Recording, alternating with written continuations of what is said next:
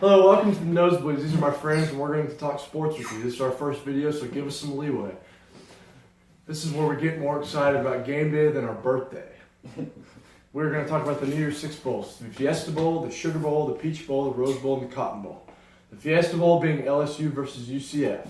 The Sugar Bowl is Texas versus Georgia. The Peach Bowl is Florida versus Michigan. The Rose Bowl is Ohio State, Washington. Cotton Bowl is Notre Dame versus Clemson, that's the College Bowl playoff. The Orange Bowl is OU versus Alabama. We'll start with the Fiesta Bowl. It's on January 1st, 2019 on ESPN. LSU is favored by 7.5. They're 9-3. They're ranked number 11. Their leading passer is Joe Burrow. He's 198 for 345 with exactly 2,500 yards, 12 touchdowns, and 4 interceptions. Their leading rusher is Nick Brissett with 211 carries, 922 yards, and 14 touchdowns. Their leading receiver is Justin Jefferson with 50 receptions and 788 yards, and 4 touchdowns. UCF's leading passer is hurt, Mackenzie Milton. He's 171 for 289, but for 2,663 yards, 25 touchdowns, and 6 INTs. The leading rusher is Greg McCray with 123 carries, 1,101 yards, 9 touchdowns. Their leading receiver is Gabriel Davis, 50 receptions, 756 yards, and 6 touchdowns. All right, Cale Dalton, what do you think about this game? You may go ahead, Dalton. Indeed.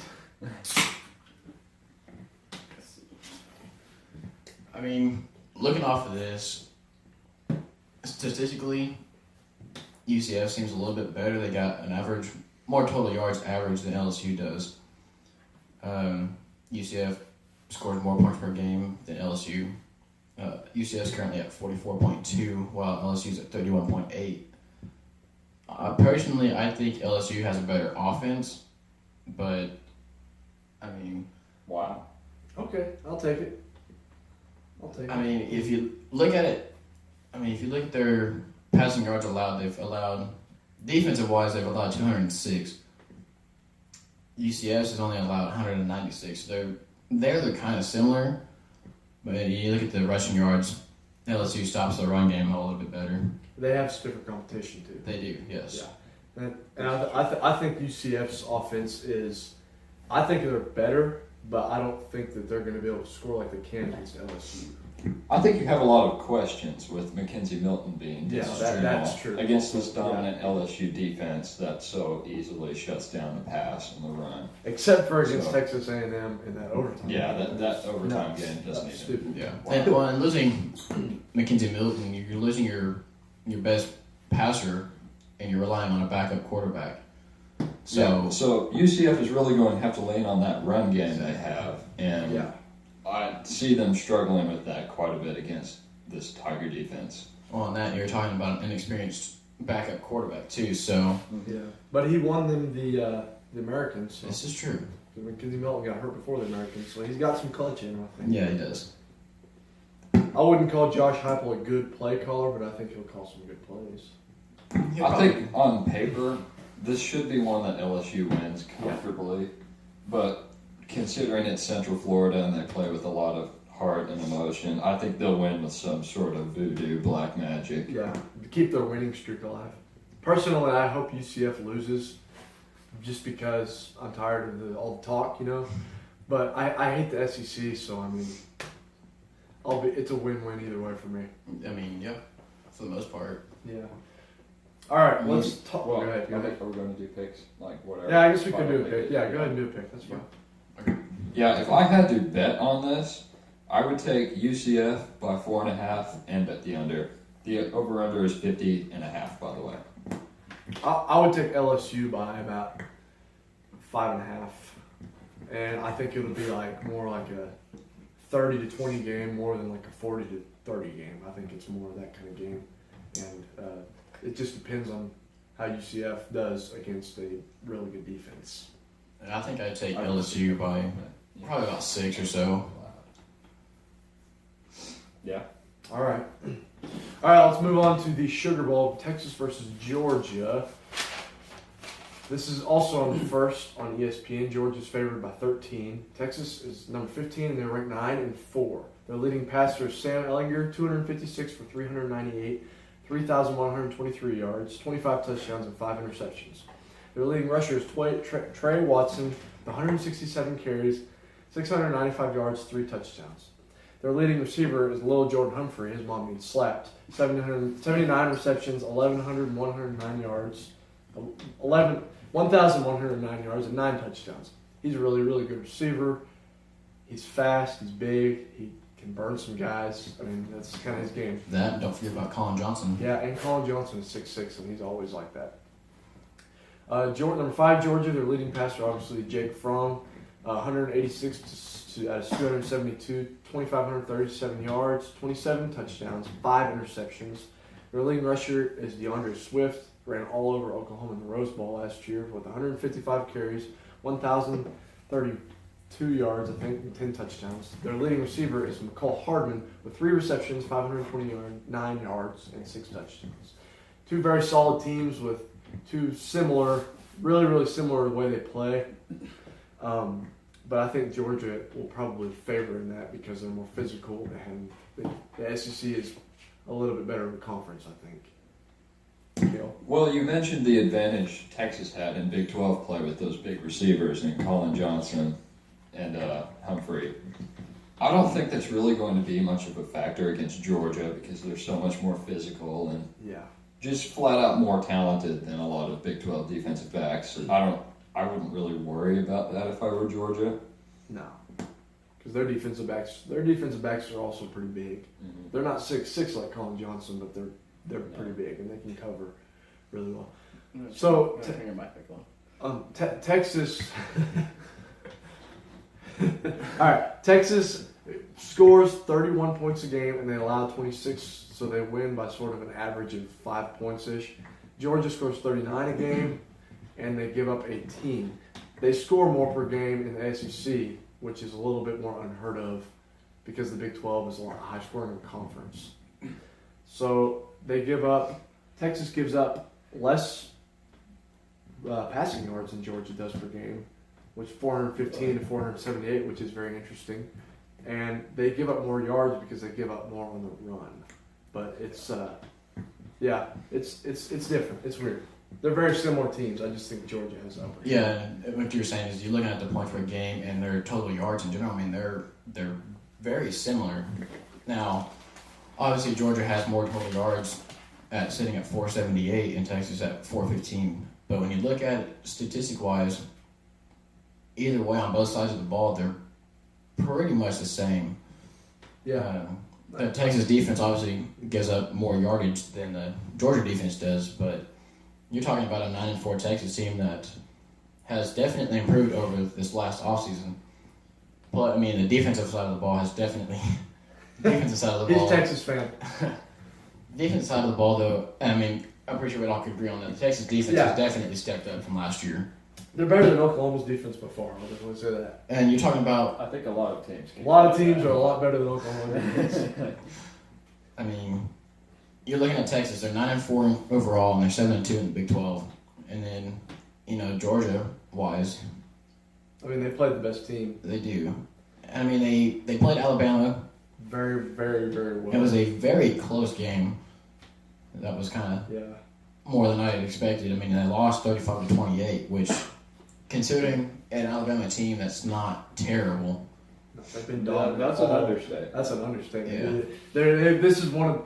I think if Alabama wins it all this year, even if they don't, I think they're still top 20 college football teams of all time this year just because of how they dominated everybody. Yeah. Now, then again, Of people... all time?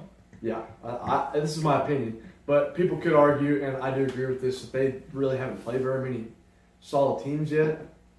And they're about to play a really solid team, but I think that it's, Alabama's good. And the way that Georgia kind of manhandled them most of that game is really impressive. But what's even more impressive is that Alabama still found a way to win that. And that's what's going to be really challenging for Oklahoma. And we'll talk about that game later. Yeah, well, going back to this game, I honestly don't see, maybe I could be wrong on this, but I don't see that Texas offense really being able to do a whole lot. But their defense will keep them in the game quite a while. But eventually, since Georgia has the edge offensively, they will eventually break through in like the third quarter or so. And if I had to pick it and bet, I would take the under and Georgia by 14. Yeah, I would take Georgia by probably about 12 to 10. I think it'd be more like maybe more like a 31 to 21 game, something like that. Maybe 31 to 18 or something like that. Yeah, and I think I would also take Georgia by probably about 10 at the same time. Yeah. All right. I just don't think that Texas offense is going to be able to get past that secondary, especially. I mean, you might be able to get Humphrey and Colin Johnson to get out a little bit, but other than that, I don't really see Duvernay doing a whole lot. And he is fast, but I think the run game will probably do better than the passing game will. Yeah. Well, I said that he's fast. I don't think there's a person in college football that isn't fast. So, That's true. but yeah. All right. Well, let's move on. Sam Darnold. Sam Darnold. Okay. Good old Sam Darnold. All right. We'll move on to the Peach Bowl. Number 10 Florida versus number 7 Michigan. Michigan is favored by 6.5, and they're coming off of a horrible loss to Ohio State, which I think they'll make up for it. Florida's leading passer is Felipe Franks with 175 for 299 for 2,284 yards, 23 touchdowns, and 6 interceptions. Their leading rusher is LaMichael Pirine, 128 carries for 750 yards and 6 touchdowns. Their leading receiver is, I don't know what his first name is. I must have forgot. Something Jefferson. Just call him Victor. Victor Jefferson, 31 receptions for 439 yards and 6 touchdowns. Michigan's leading passer is Shea Patterson, which has really stepped it up pretty good for them this year. 188 for 289, 2,364 yards, 21 touchdowns, and 5 interceptions. Their leading rusher is Karan Higdon, 224 carries, 1,178 yards, 10 touchdowns. Their leading receiver is Nico Collins, 33 receptions, 552 yards, and 6 touchdowns. What really surprises me about all these numbers is we're Big 12 fans, obviously. We're OU fans. He's a Texas fan. We're used to seeing a lot higher numbers, and I smile looking and seeing that their leading receiver only has 552 yards. And I think it's hilarious because OU's got 2 1,000-yard receivers. So, Boomer Sooner. Kel, what do you think about the Peach Bowl? Well, I can't say I know a whole lot about either of these teams. I haven't watched too much of them. But both of them do not a very good job at creating space and spreading a defense. Their passing game is weak. Yes. So I would expect this to be a defensive slugfest for most of the game, if not all of it, especially considering Michigan has the number 1 ranked defense in the country. Yeah. And with an over-under of 50.5, I would definitely take an under on this. Yeah. Yeah, I'd agree with y'all. I'd definitely take the under. I think it's definitely going to be low scoring, definitely going to be a slugfest. I wouldn't be surprised if either of these teams didn't get to 20 or more points. I think it could be like a 17-14 or a 19-14 game. Yeah. And I think Michigan will win, but I think Florida is a really, really good challenger for this team. They've played each other a few times in the past, and it's been pretty good. Michigan blew Florida out one time. I forgot what year it was, but it was interesting. But I think it'll be a good game if you like watching defense a lot better. You were talking about that Michigan loss to Ohio State. I mean, it was a 62-39 loss. So there's no telling if they will start bouncing back from that and try and recover. Yeah.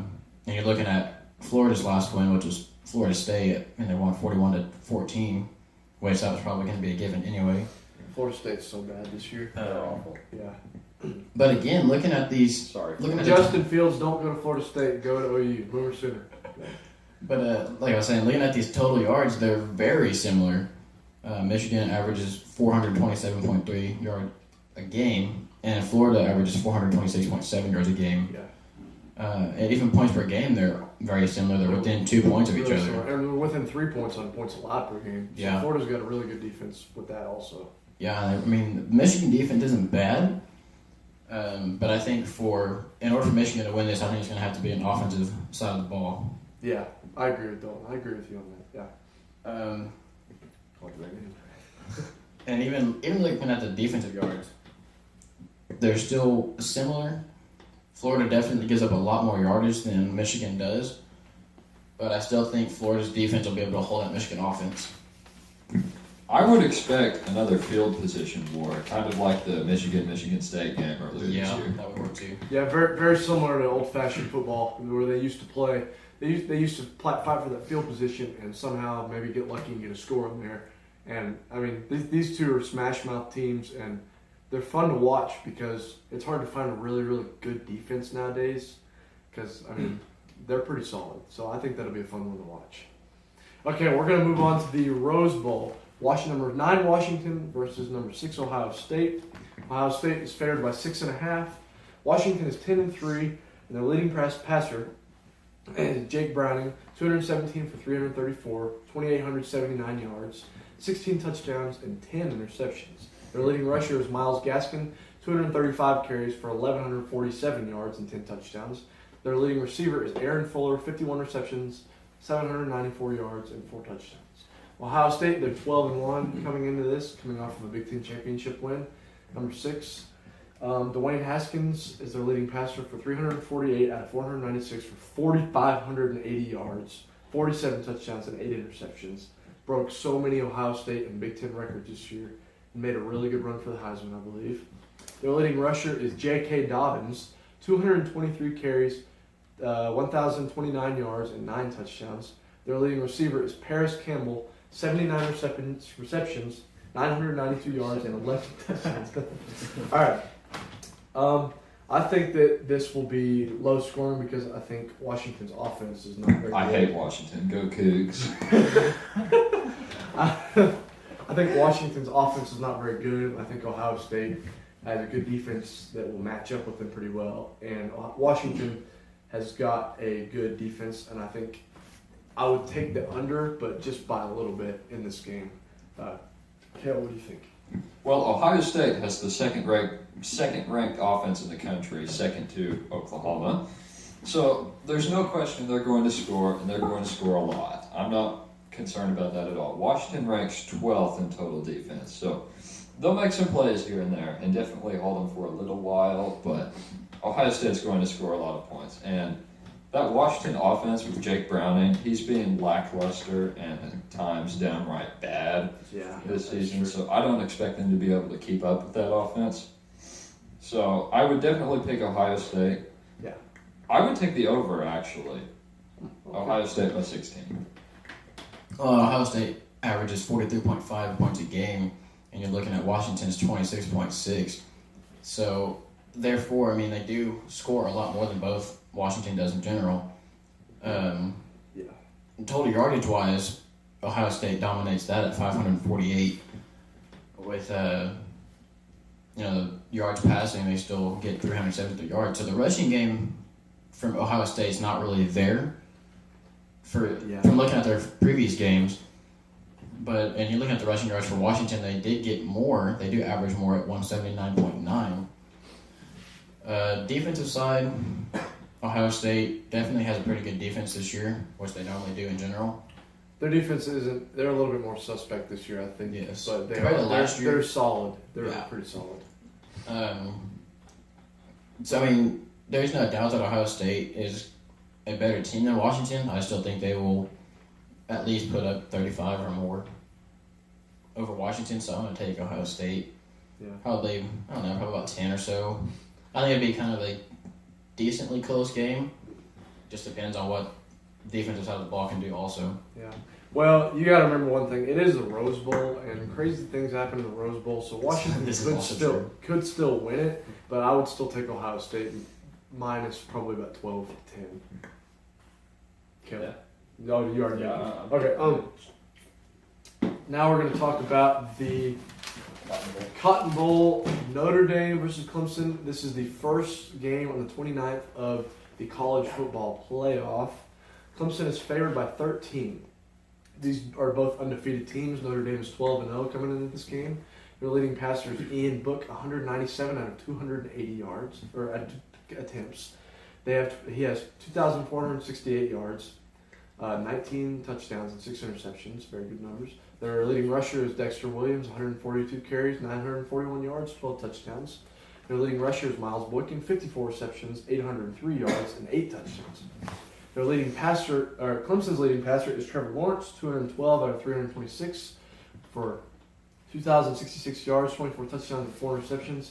And keep in mind, he came in with about 5 games into the season and did this, so he's a very, very impressive quarterback as a freshman. And their leading rusher is Travis Etienne, 176 carries for 1,463 yards, 21 touchdowns. Their leading receiver is T. Higgins for 52 receptions, 802 yards, and 10 touchdowns. Very, very good teams going in.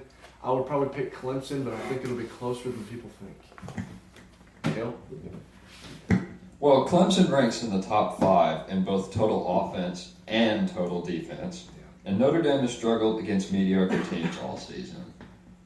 That is true. And This really... Oh, you go ahead. Okay. Oh, okay. This should be a close game on paper, but I really don't see any way that it is. I don't think Clemson struggles a whole lot, and they'll win soundly. Yeah, I mean, Clemson has a really good quarterback coming in with Trevor Lawrence, especially replacing Kelly Bryant within 5 games of the season. Yeah. And putting up the numbers that he's had, which is outstanding really for a true freshman quarterback. And even Ian Book isn't bad either. He's definitely got some good stuff going. I still think Clemson's probably going to pull away.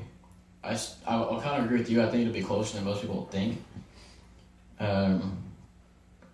You're just looking at it on the defensive side, on rushing yards, Clemson only allows 92 yards, which is 92?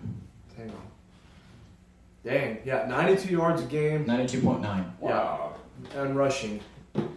Now, keep in mind, their best defensive lineman failed drug test and will not be This is playing true. in this game. So that will definitely play a factor. Notre Dame will definitely want to take advantage of that. But Clemson's defense, I think, is probably the best in the country. Just now, then again, they haven't really played very many people yet. But, I think that Notre Dame, it will be low scoring, I think. Go ahead, Don, sorry. Yeah, I mean, you're fine with that.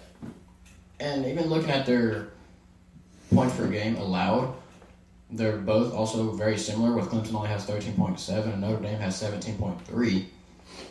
And you're talking about a Notre Dame team that, compared to last season, wasn't... 3 games. Yeah. Yeah. I mean, they were not very good at all. And then you're talking about an undefeated third-ranked team. So, I mean, it'll be interesting to see how it goes. I still think Clemson's going to pull away. Yeah.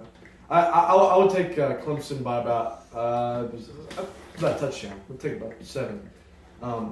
That's what I think the numbers look like, and the more I think about it, I agree with these guys. I think that Clemson will have more physicality than Notre Dame and win by 14. I'll take minus 14 by Clemson. Okay. Yeah. I'll take Clemson by 2 touchdowns as well. Yeah, I'll probably do the same. Okay. All right, cool. All right, last game we're going to talk about is the big one everybody's excited about. Most people are excited about it. A lot of people think it'll be a blowout, but I'm excited about it. The Orange Bowl. Oklahoma versus Alabama. Alabama is favored by 14. Number 4, Oklahoma's leading passer, Kyler Murray, 241 out of 340 attempts for 4,053 yards, 40 touchdowns, 7 interceptions, and he also had about 12 rushing touchdowns this year. The leading rusher is Kennedy Brooks with 113 carries, 1,021 yards, and 12 touchdowns. Also, Kennedy Brooks came and sort of broke out against TCU, so he didn't play much before about the 6th game of the season. Leading receiver is Marquise Brown, 75 receptions, 1,318 yards, and 10 touchdowns. And also keep in mind, he has been battling an injury that they're keeping really quiet, and I like that they're keeping it quiet, but we don't know for sure if he's going to be 100%. All right, number 1 Alabama leading passer, obviously, Tua Tagovailoa and Kyler Murray. He won the Heisman. It was a good battle between those two, and Haskins. It was really one of the best Heisman competitions I've seen in my life, and I'm only 17 years old, so that's impressive. Tua Tagovailoa is 199 out of 294, 3,353 yards, 37 touchdowns and 4 interceptions, and he's missed most fourth quarters, so that's really impressive. Leading rusher is Damian Harris, 126 carries, 771 yards with 7 touchdowns. Their leading receiver is Jerry Jeudy with 59 receptions, 1,103 yards, and 12 touchdowns. And they have 2 other receivers that are going to go in the NFL and play good, I believe, with what's his name?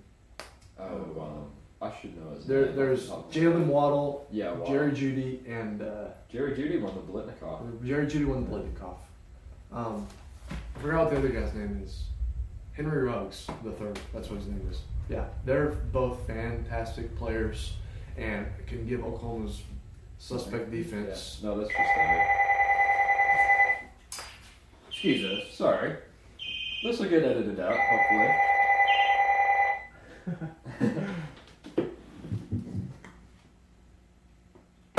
No. Okay. All right. We don't have to edit that out. That's just the problem. We can have some humor. Maybe that's some look at it. Sorry about that. Yeah. So I think that these receivers will give Oklahoma suspect defense, and what I mean by suspect, that's an understatement. Some havoc. So Kale Dalton, what do you think of the situation? I think for Oklahoma to win, 3 things need to happen. On offense, you need to neutralize Alabama's defensive line, particularly Quentin Williams, to establish a reliable rushing attack. That has to happen. You have to have that to fall back on. And you have to let Murray be Kyler Murray. Yes. I don't think we utilized Baker Mayfield very well last year in the Rose Bowl. He wasn't used to his full potential. Murray needs to be used to his full potential in this game to have a chance of winning. And I think Lincoln Riley knows that and is probably going to take that to heart. I would agree with that too. And you mentioned Jerry Jeudy and their receivers. On defense, expect to give up big passing plays. That is going to happen. Accept it. Don't expect anything else.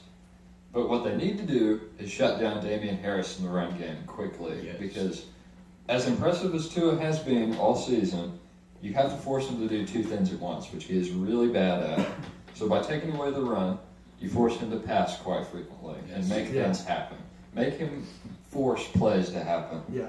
And then maybe your defense will step up and get a play or 2 in there. Yeah. And you need to capitalize on that. Well, I'll agree with you on that with the whole Kyler Murray situation. Is he does need to do what he does best.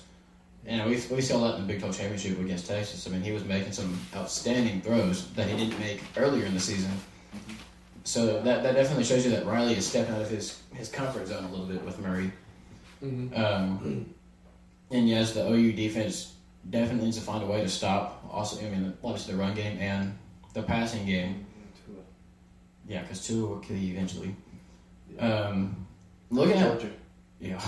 Well, Tua didn't kill Georgia. He did last year. Yeah, that's In true. the Natty game. That's true. Yeah. And it wouldn't surprise me if we see a little bit of Jalen Hurts every now and then. Mm-hmm. Yeah. I'm sure they'll kind of, because obviously you're still worried about Tua's ankle with the high ankle sprain. So, Do you guys think the OU defense has been preparing some sort of back pocket package in case Jalen Hurts does come in? I think that they'll be ready for it. I don't know if they'll execute it. That's what I think. I think that they'll have a play, they'll practice it. Just the frustration of that defense this year, I don't think they'll execute it. And I think that if Jalen Hurts comes in and runs a run play, I think it'll be a touchdown. And then they'll bring Tua back in and kind of run through that. Because Alabama, they'll be Alabama. They're a really good team. I'm expecting them to win with my brain. My heart tells me my Sooners are going to win, but my brain tells me Alabama's going to win. I don't really see it happening. I love to see it happen, but just as complete as Alabama is, one of the best defenses, the second best offense in the country, or Ohio State. Yeah, I mean, I think it'll be a good game. I just don't see OU winning. I love that, but and yeah. to kind of add on to that, I think the beginning of the game will be close, but I think that OU defense is going to start struggling kind of midway through the game, maybe late in the I game. can see that. Yeah. I think that'll start. I think Tua's going to start killing them with the passing, and they're just not going to be able to keep up as much. Yeah, I think that they'll start off good. I think that they'll execute good at the beginning, but they'll get fatigued because that whole situation down in Norman with that defense is rotten to the core, and it's been like that for the last ever since we hired Mike Stoops back. 2012. Yeah, their defense has always been kind of suspect and not what it's supposed to be at Oklahoma, which is one of the best, maybe not if the best program ever, and it's just not like it is. But I think that it'll be a good game. You know, a lot of the talk, myself included, has been about this interior of the Oklahoma offensive line against this Alabama defensive line. But I think another very important factor in this is the exterior of it, because you know that Alabama defense knows what Murray can do, and they're going to try to contain him between the hash marks. So you need to be able to keep that open and allow him to run if need be. Yeah. Well, and like you were saying with the whole Jalen Hurts deal, if the OU defense is trying to figure something out, I think they'll look at some of his stuff from last season and from obviously some of the games that he's played this year. Yeah. And they'll try and put everything together to see if they can figure out a game plan in case, Tua does get hurt again, or if he just comes in for a couple of plays and see if they can get something to go. I think that if OU wants to do something good defensively, I think they should bring a lot of pressure if they can, because they don't have a very good pass rush, and a lot of people look at those corners badly, and they don't execute very well. But those they're are small corners. Yeah, and they're small, and they get burned a lot. But the biggest reason they get burned, I think, they get tired from running all over the place because the defensive line hasn't gotten to the quarterback yet. So the quarterback has a whole extra second to throw the ball, and when you don't know what the receiver is going to do, it's almost impossible to cover him for a whole 3 seconds. Personally, I think Kenneth Murray probably put a big role in the OU defense. Kenneth Murray and Curtis Bolton. Yeah. They're the lifeblood of that defense. Yeah. I bet you see a lot of blitzes from. Yeah. Fun fact: Curtis Bolton leads the nation in punt returns for touchdowns because of blocked punts. That's a fun fact. There's been a lot of block punts this year. So, what would your pick be, Kel?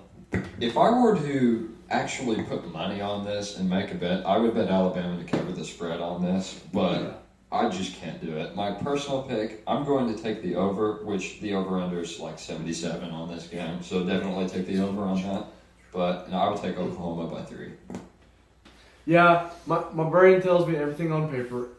Just Alabama being like they have ever since Nick Saban's been here. Everything points towards Alabama winning this game.